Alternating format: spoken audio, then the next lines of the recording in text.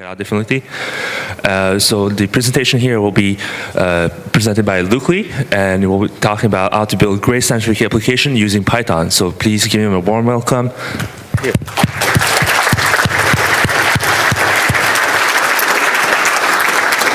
All right, thanks. So the title of this is Scientific Applications in Python, and I figure we're about the midpoint of the conference, so now I'll introduce you to the future, or something like that, called desktop applications. They do still exist, I promise.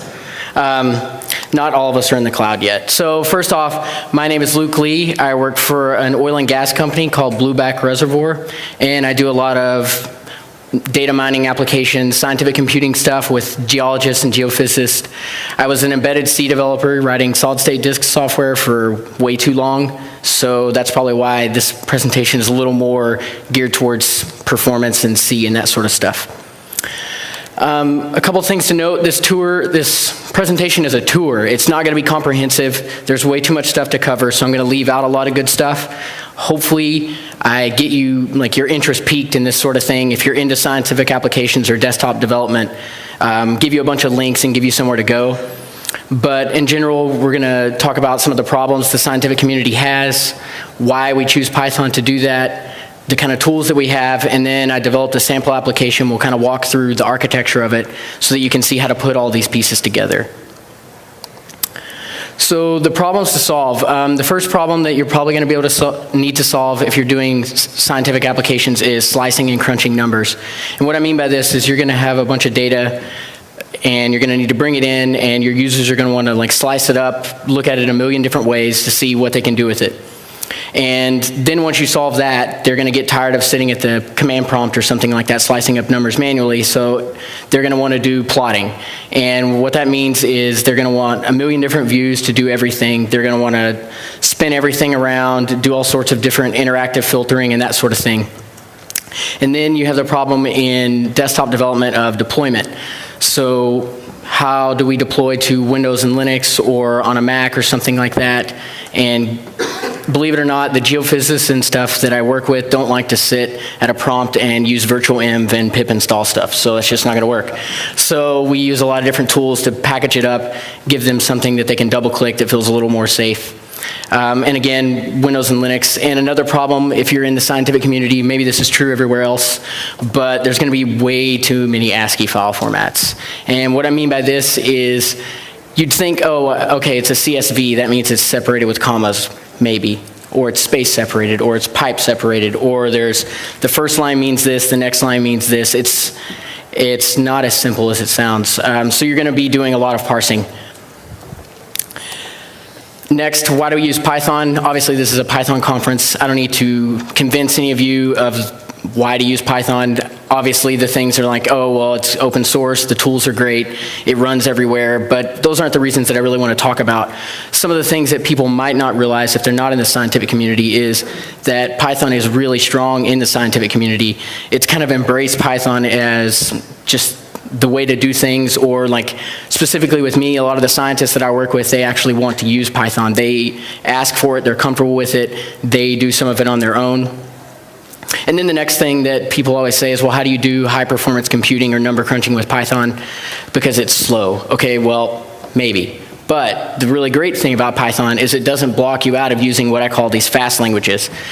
By using Python, we can still call C or C++, or believe it or not, even Fortran, because that's also something you'll need to know. It does show up when you're doing scientific computing a lot.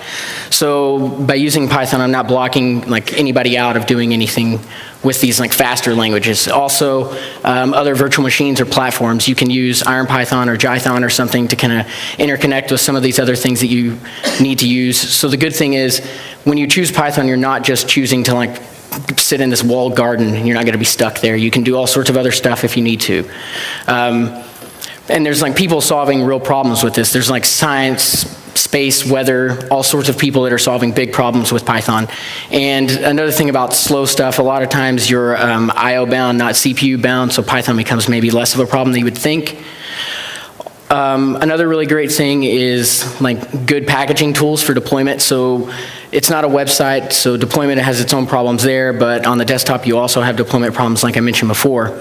So there's a couple of packages I don't have time to go into today, but like PyInstaller or Py2exe that will allow you to pull up all your dependencies, put them in one thing, and kind of ship it to the user, and they can double-click it and move on. So, okay, now what kind of tools? I said there was a lot of tools in here. Then if we think back to our requirements, like crunching numbers, visualizing data, and that sort of thing. Crunching numbers, there's a lot of different things to do here. IPython, if you were in the presentation here before, I don't need to convince you that you should be using IPython because it's amazing. If it's just basically an improved Python shell to do all sorts of stuff. These others we'll go into here. Also, if you want to do visualization, you can do 2D or 3D stuff. We'll talk about some of those, and the 3D stuff we won't talk about, like VTK and MyV and those sort of things. If you need to do location data, Esri has kind of adopted Python as their like de facto standard scripting language, so if you need to do a lot of geoprocessing or GIS data or something like that, and you're using an Esri platform, Python is going to be of help to you there. So again, like Python is just really good for all of these things. But who cares about all that? We want some specifics. So how do we actually apply all of these tools? We have this giant ecosystem of tools. We need to build something useful out of it. So I want to create like an analogy because a lot of people maybe don't do desktop development, but maybe there's a lot of Django developers in the room. So we'll create an analogy with like what a Django application looks like in the architecture and see if we can extrapolate from that what it would look like on the desktop. So the first, we'll use like the model view controller, or if you're using Django, it's the model view template architecture. Your model is the way you persistently store your data on the disk. You're going to read it out, and that's like your database. So SQLite or Postgres or whatever else you might be using. Your Django ORM is going to bring the data out of the persistence spot on disk, make it available to your Python application. Then your view is just going to be your HTML, CSS, and JavaScript, all of your front-end stuff. And the controller portion of the application is more of like what I call the Python glue, or it's the framework that you're using, maybe Django or Flask. So that's how it looks like in the web world. How do we take that and move it to the desktop world for like a scientific application?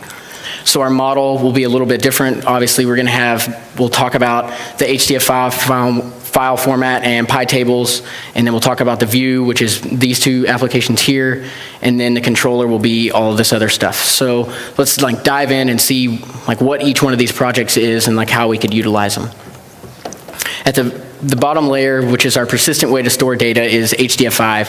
HDF5 was started, I think version 5 came out around 1998. It was started by like a bunch of super smart, supercomputing guys wanting to solve big problems with scientific data and big data. So what they did was they came up with this hierarchical format. It's a binary format. So it works kind of like your POSIX file system, like you have your root and then you have stuff dangling off of that. So you can kind of think of it working like your file system. And it's got a lot of compression and chunking inside of it so that it's able to compress this stuff into a binary file format, put it on your disk, and like do all sorts of stuff so that you can read it off really fast. And it's portable. If you choose HDF5 file format, this has nothing to do with Python. You can use this from C, Java, C++, Fortran, whatever else you want, including Python, obviously. So this is the way we're going to store our data persistently on the disk. So this kind of replaces the relational database in the Django world that we were talking about there with like SQLite or Postgres. Okay, so now we have the data stored persistently on the disk. We need to pull it in and make it available to our Python application. And the way we'll do this is a project called PyTables. And you can kind of think of PyTables as an ORM for your HDF5 file. Kind of what it tries to do is make your hierarchical HDF5 file feel more like a relational database, so it's useful and it feels more like at home to someone who does SQL. Really, it's just a way to read and write HDF5 files. It doesn't have any write concurrency. I think it does have read concurrency. And one thing to note is a lot of these tools are built around different things in the scientific community. And so, for example, PyTables knows about NumPy. It can read directly into NumPy arrays, so you don't have to worry about copying to like intermediate Python lists or types first. And there's a couple of different tools out here to do HDF5 reading, like H5Py is another way to do it, but PyTables is more of like an ORM, and it has a lot more functionality and that sort of thing. So here's just like a really quick example. As you can see, it's really similar to like something you would do in another ORM or something. I can loop over the rows, and I can pass it a where clause and bring back the rows that accomplish that. So there's not like a whole lot to PyTables on the surface. I mean, there's a lot down there to make it fast and to make it easy to use, but you can sort of just think of it like your ORM. So that's our model layer. We have the data stored persistently on the disk, and we have it pulled in with PyTables. Now we want to probably plot it. So the first thing that we need to do is PyQt is one of the ways. There's a couple of different toolkits. PyQt sits on top of the Qt framework, which will provide us with general UI widgets, menu bars, and toolbars, and stuff like that. PyQt is built on top of Qt, which actually came out, I think, maybe around 1992. What that means is it's old and hardened, and it runs everywhere, and it's really solid, so it's a good base to build on. Also, PyQt, I think, came out around 1998, so again, it's been around for a long time, and it's really solid. And this is going to run anywhere. It's going to allow us to run on the Mac, on Linux, or on Windows, or anything like that, and it's going to look the same for the most part. One thing to note is if you're planning on building your next big commercial application and you want to build a desktop application, oddly enough, PySide is another alternative. That's the LGPL, so you do have to worry about PyQt is actually released under the GPL. So if you're wanting to build a big commercial application or something, you might want to keep in mind those license differences. So, but really PyQt, all that gives us is the ability to just do generic widgets, gives us a framework to put a window on the screen and a lot of primitives like that. But what we, like the main goal is to plot this data. For that, we can use, again, a couple of different projects like PyQWT. And again, this is going to sound familiar. It's built on top of QWT, which is a C++ project that's been around for a long time. PyQt is designed specifically for engineering applications and science and stuff so that you can do really fast plotting. One thing to note is a lot of people in Python, the standard way to do any plotting is matplotlib. Matplotlib is great. It's really easy to install. The plots look really good. But in my experience, a lot of times if you want to build interactive plots, it's a little too slow. It's built kind of more for static plotting. So if you want to do plotting where you're going to be changing the data a lot or doing more interactive stuff, that could become a problem for you. So something like PyQt. But unfortunately, it's not all roses with PyQWT. The Python docs are pretty bad, so I tend to use the C++ docs. This is actually kind of true for PyQt as well.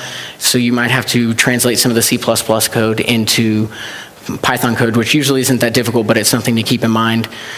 Also, PyQWT doesn't have a lot of development activity anymore. It's really stable, and I haven't really run into any issues, but it seems like the developer may not be maintaining it a whole lot anymore, and a lot of people I've heard going to a project called PyQt Graph, which is a pure Python solution, but is supposed to keep a lot of the speed up that you get from PyQWT.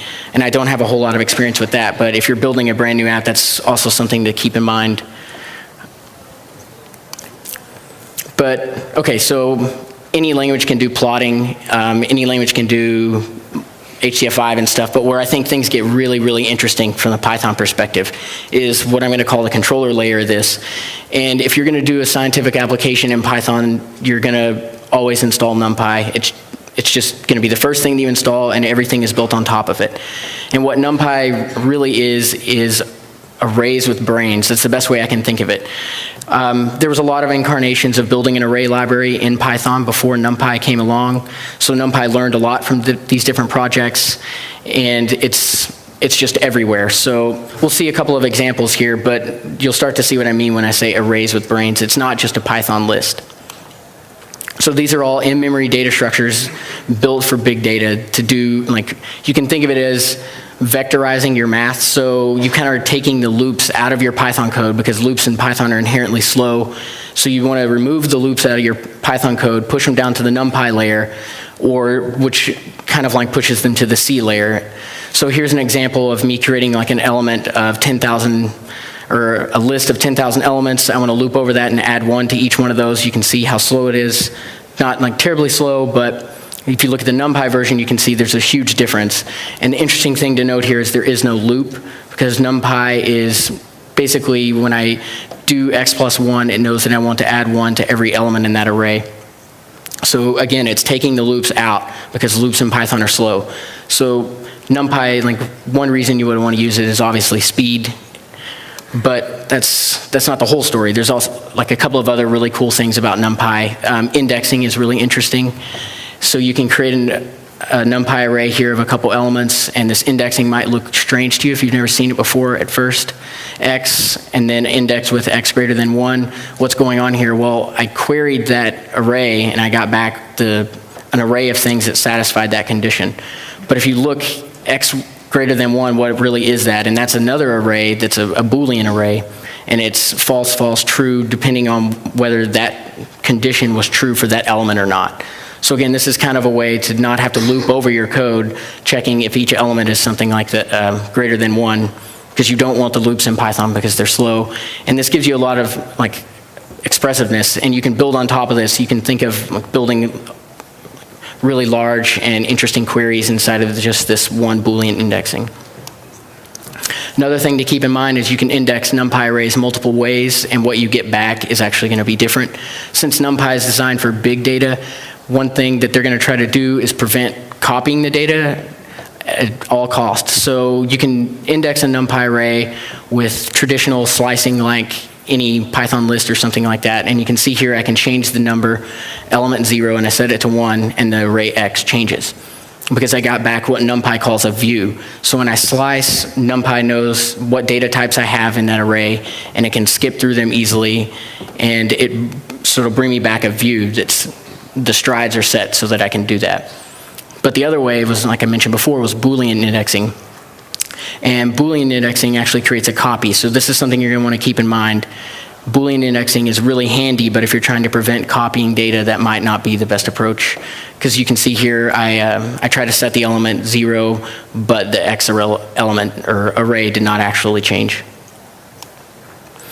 And NumPy also has a lot of other interesting stuff in it. Here's just an example we'll use later on. But NumPy has its own random stuff, so I can get a 2x2 random array of numerical data here. I can use the save text function to create an ASCII file, because again, everybody loves ASCII files, right? So why not make our own? So we'll make a space-separated ASCII file here. We'll put a header on it, and we'll save that out to a file that we can use later. NumPy has a lot of different tools like this so that you can save to ASCII.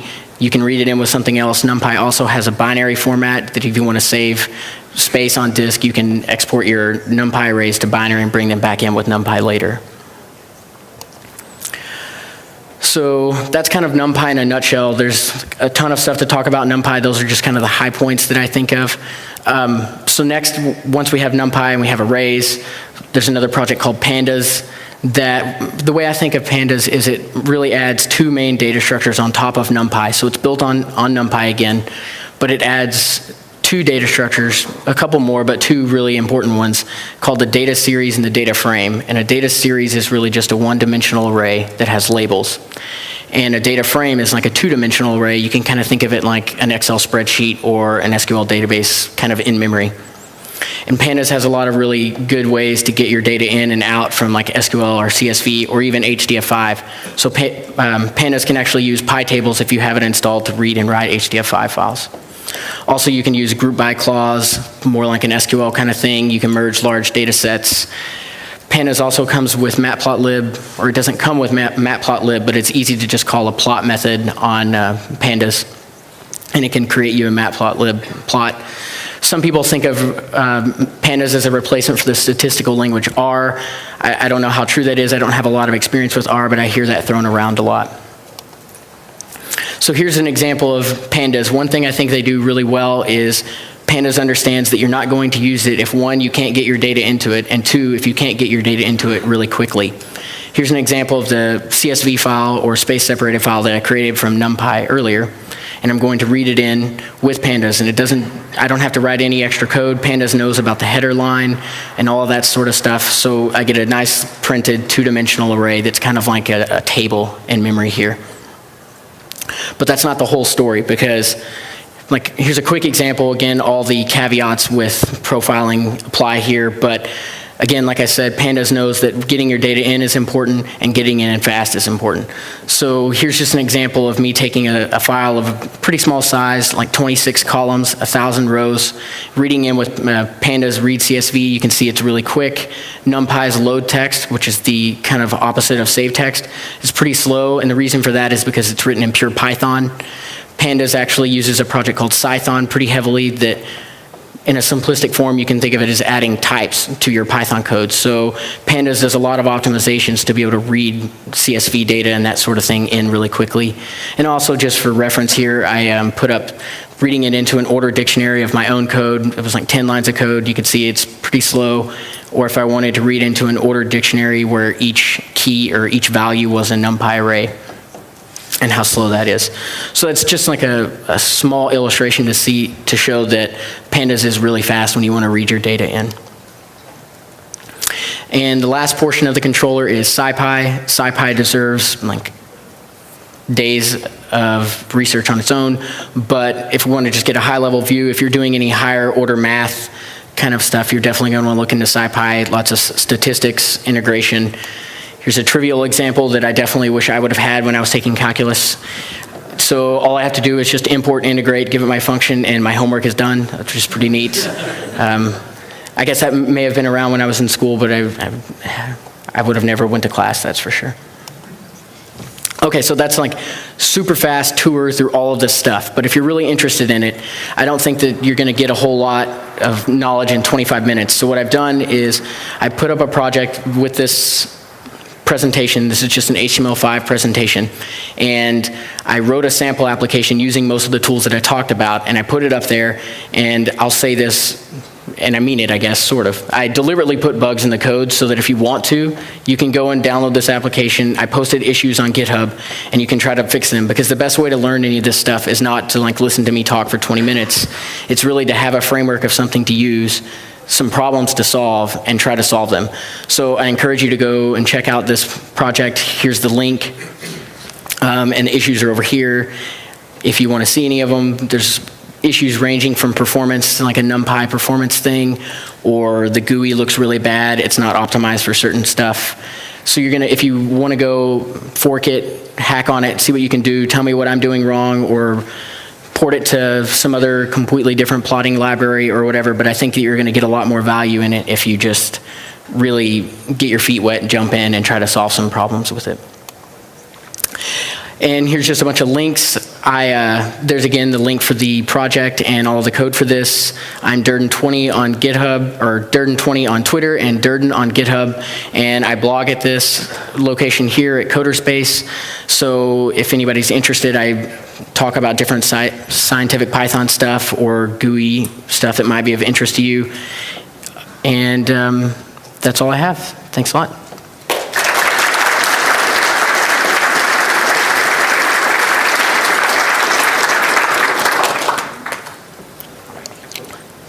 Any questions? Thank you for the talk. It was very informative. What has your experience been with creating a GUI, with like traits or traits UI?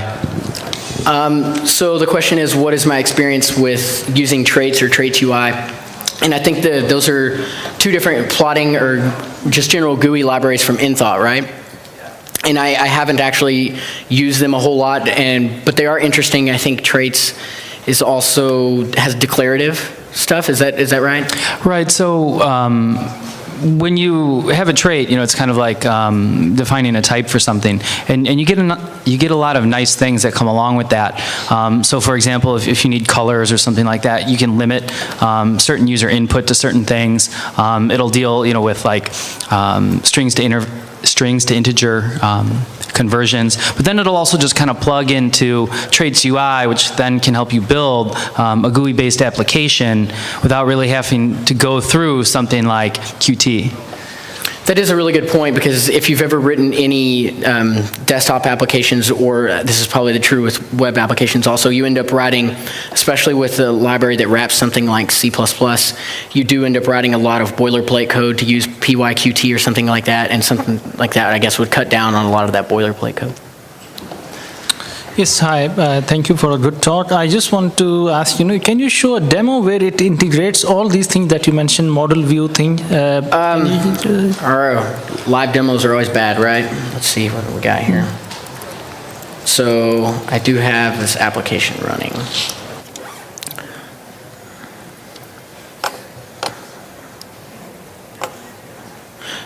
So this is just like a sample thing. What I did was I took a lot of sample data from data.gov that was in Excel format. I wrote some Python glue to convert it to HDF5, throw it up here onto a plot. The UI is purposely ugly. One, I'm a programmer, and two, because I put bugs in there for you guys to fix. So here, what this is plotting is oil production by state. I have a couple different states. Here's the time. And this just allows you to filter the data. Can't kind of see it here, but. So this is a PYQT application for all this normal windowing and all these widgets. And this is a PYQWT plot. And it's reading into NumPy arrays directly from PyTables. Is it on GitHub? Yes, it is. Okay. This link here will get you there, if you have the internet. Man, the live demo was going so well. And if anyone's interested, here's the bugs that you can fix. One more question? Yeah, what happens when your data is too big to hold in memory? Are these tools just kind of out of the thing, or is there solutions you can? That is a really good point that I didn't touch on, is all of these tools implicitly depend on your data fitting into memory. So other things that you can do when they don't fit into memory, and you can, obviously you can use caching and that sort of stuff, but there are some other tools. I'm not sure the names right now, but there are, that's a common problem. There are solutions for that, but off the top of my head, I don't really know. NumPy memory maps. All right. NumPy memory maps, like that, so you don't need to fit it all in memory. Okay. NumPy memory maps. I sense that there's some NumPy and, well, I know there's some NumPy developers and PyTables developers, so.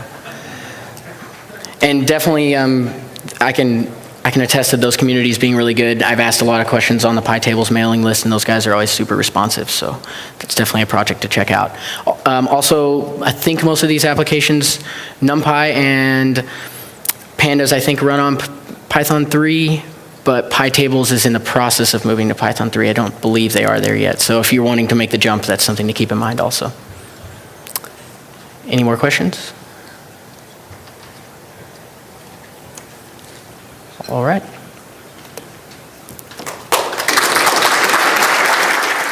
This and stuff that I work with don't like to sit at a prompt and use virtual env and pip install stuff, so that's just not going to work. So we use a lot of different tools to package it up, give them something that they can double click that feels a little more safe.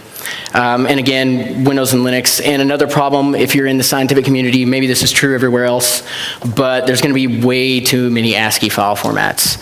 And what I mean by this is, you'd think, oh, okay, it's a CSV, that means it's separated with commas, maybe.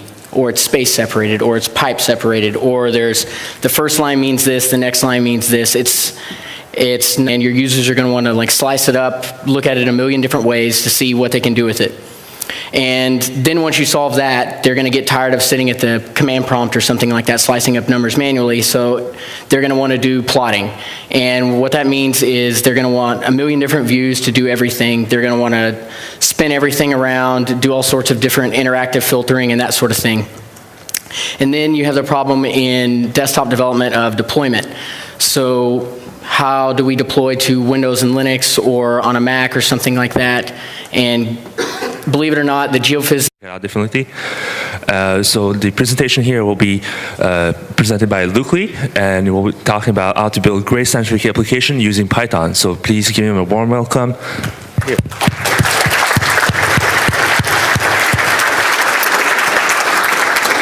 All right, thanks. So the title of this is Scientific Applications in Python, and I figure we're about the midpoint of the conference, so now I'll introduce you to the future, or something like that, called desktop applications. They do still exist, I promise. not all of us are in the cloud yet. So first off, my name is Luke Lee. I work for an oil and gas company called Blueback Reservoir, and I do a lot of data mining applications, scientific computing stuff with geologists and geophysicists. I was an embedded C developer writing solid-state disk software for way too long, so that's probably why this presentation is a little more geared towards performance and C and that sort of stuff. A couple things to note, this presentation is a tour. It's not going to be comprehensive. There's way too much stuff to cover, so I'm going to leave out a lot of good stuff. Hopefully, I get you, like, your interest peaked in this sort of thing. If you're into scientific applications or desktop development, give you a bunch of links and give you somewhere to go. But in general, we're going to talk about some of the problems the scientific community has, why we choose Python to do that, the kind of tools that we have, and then I developed a sample application. We'll kind of walk through the architecture of it so that you can see how to put all these pieces together. So the problems to solve. The first problem that you're probably going to be able to need to solve if you're doing scientific applications is slicing and crunching numbers. And what I mean by this is you're going to have a bunch of data and you're going to need to bring it in